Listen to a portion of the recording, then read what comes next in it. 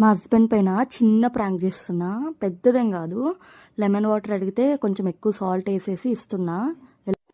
కొంచెం భయం వేస్తుంది ఏమంటారో అని, ఇంట్లో కూడా అందరు ఉన్నారు. పర్లేదులే, అప్పుడప్పుడు ఇలాంటి నాటి థింగ్స్ చేయాలి కదా. ఫస్ట్ నేను టేస్ట్ చేసిన, వామ్మో ఏంది ఇట్లుంది అనుకున్నా. మీరు కూడా ఎప్పుడైనా ఇలా చేసేసి ప్రాంక్ ప్రాంక్ అని చెప్పేయండి అంతే.